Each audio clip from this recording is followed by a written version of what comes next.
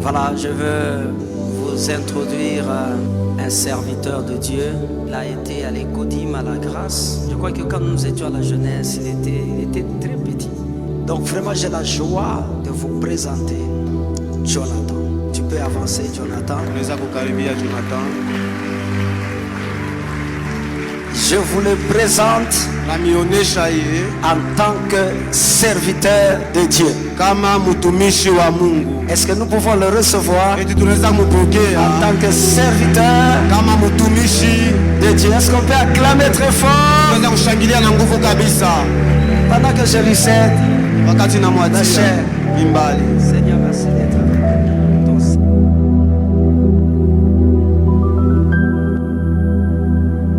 Alors avant qu'on ne commence le message de ce soir, j'aimerais dire quelque chose de très important.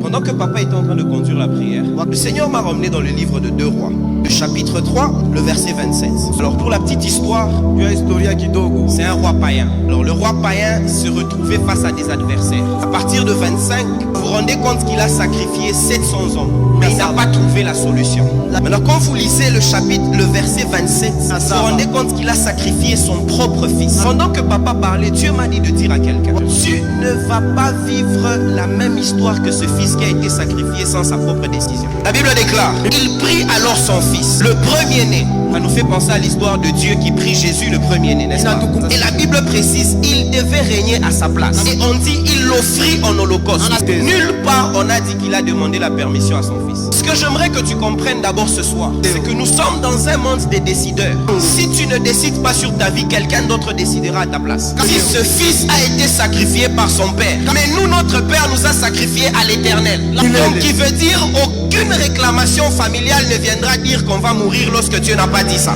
Mais je vous annonce la première vision que j'ai eue quand j'étais assis. Et lorsque le Seigneur m'a ramené dans les Écritures, il me dit: je viens confirmer ce que tu as vu. S'il y a plusieurs personnes dans ce monde, ils meurent parce que les gens ont décidé. Toi, tu ne vas pas mourir parce qu'un homme a décidé. Si cet homme n'a pas eu la capacité de t'introduire dans le monde, avec quelle capacité il aura de te sortir du monde? Donne-moi ton attention s'il te plaît. Pendant que tu quittes chez toi, tu viens à l'église. Tu viens avec la question te disant: est-ce que Dieu va me donner un boulot? Mais Dieu vient aussi avec la planification de te dire: je vais te donner le Saint-Esprit. Dieu prend les disciples, il leur demande d'attendre à un endroit ensemble, dans le but de recevoir la puissance du Saint-Esprit. Et là, il pose la question à Dieu: est-ce que c'est maintenant que tu vas rétablir en quelque sorte ma maison? Je crois que nous tous, nous avons des questions aujourd'hui. Tu es venu où tu veux voir vraiment que Dieu puisse peut-être rétablir ta famille. Mais ce que tu ne comprends pas, c'est quoi? C'est que lorsque Dieu accomplit son objectif affecte tes problèmes. Tes problèmes trouvent solution. Non, je vais le redire. Lorsque Dieu accomplit ses objectifs dans ta vie, le Saint-Esprit dans ta vie te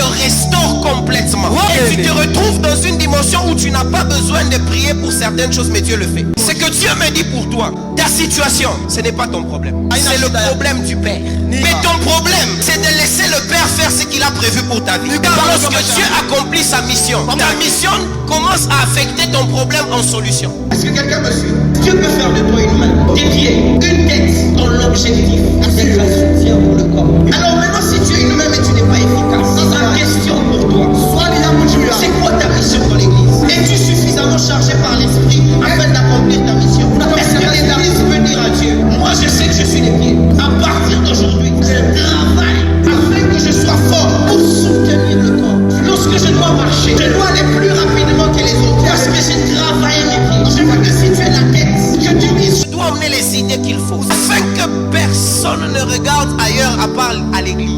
On nous a menti que l'église c'est seulement la prière.